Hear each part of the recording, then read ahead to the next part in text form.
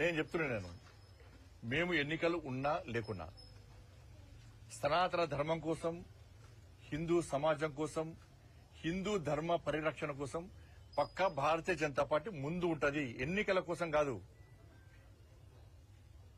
ఎన్నికలు ఉన్న ధర్మం గురించి చెప్తాం, ఎన్నికలు లేకుండా ధర్మం కోసం కొట్టాడతాం. జైలుకు పోయినాం, లాడి చేసి దెబ్బలు తిన్నాం. మేము బైన్సాలో పేద హిందువుల ఇల్లు కాలబెట్టప్పుడు ఏడవేరు వీళ్ళు కాంగ్రెస్ వాళ్ళు, పేదల ఇల్లు కాలబెట్టినప్పుడు ఏడవేరు కాంగ్రెస్ వాళ్ళు.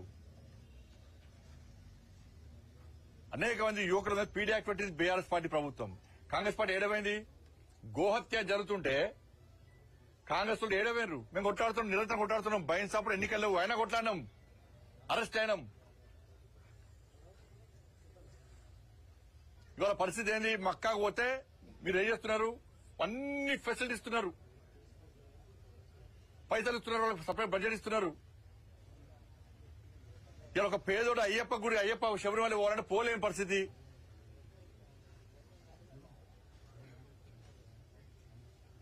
దర్శనం వల్ల పోలేని పరిస్థితి.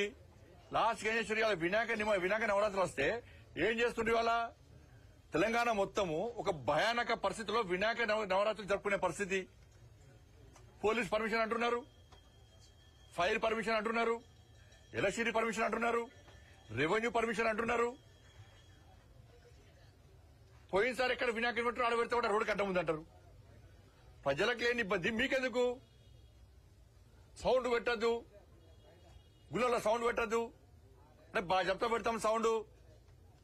ప్రజలకు ఇబ్బంది కాకుండా చట్టానికి లోబడి పక్కా పెడతాం సౌండ్. జులు తీసుకోవద్దు, ఈ టైం వరకు తీసుకోవాలి. ఇది అమీర్ చేసేది.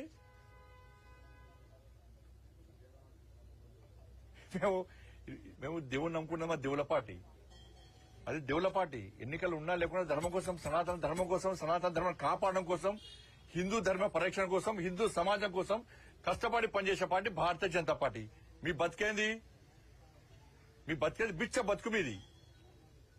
ఎన్నికలు వస్తున్నాయంటే సరే, ముస్లింలు వాళ్ళ ఆచార వ్యవహారాల ప్రకారం వాళ్ళు టోపు పెట్టుకుని వాళ్ళ దేవుని వాళ్ళు ఆరాధిస్తారు.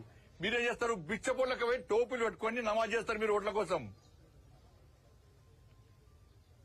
ఓట్లు వచ్చినాయంటే ఇఫ్తార్ విందులు చేసేది మీరు, నటించడు జీవించేది మీరు, టోపులు పెట్టుకుని నమాజ్ చేసేది మీరు.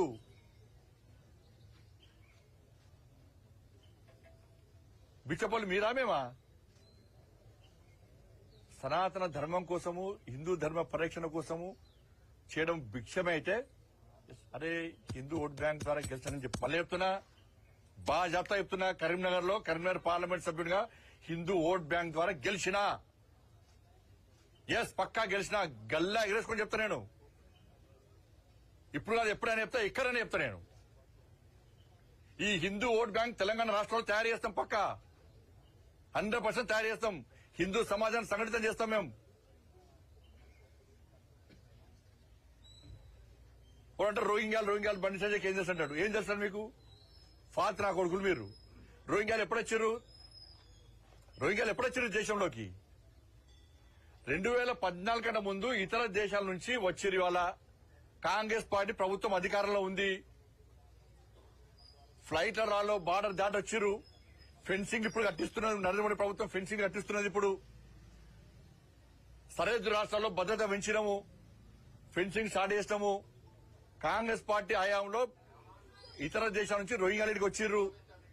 మోడీ గారి ప్రభుత్వం వచ్చిన తర్వాత వితౌట్ పాస్పోర్ట్ అనుమతి లేకుండా ఇతర దేశాల నుంచి వచ్చిన వెంటనే పంపాలని చెప్పి అన్ని రాష్ట్రాలకు ఆదేశాలు జారీ చేసినాం.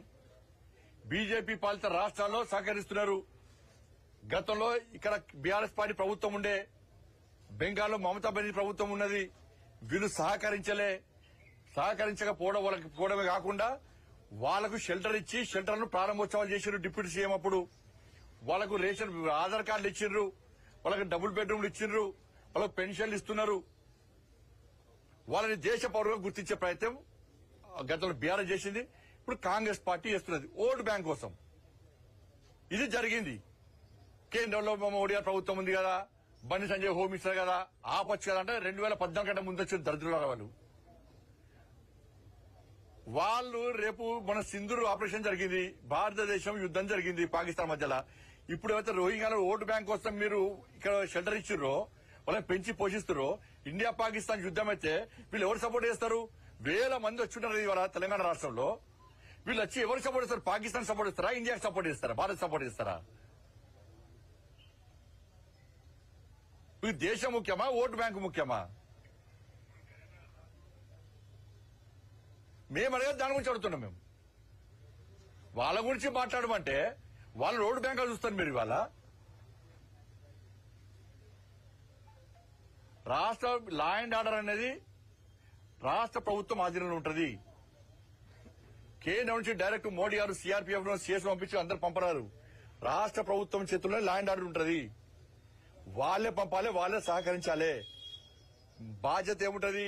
అక్కడి నుంచి పాస్పోర్ట్ ద్వారా వీసా పొంది వచ్చి వీసా గడువు ముగిసిన తర్వాత కూడా ఇక్కడ ఉంటే వాళ్ళను కేంద్ర ప్రభుత్వము వాళ్ళని కించి పంపించే ప్రయత్నం చేస్తారు.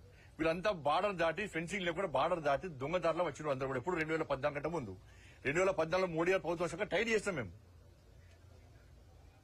దాన్ని గుర్తుంచుకోవాలి. ధన్యవాదాలు.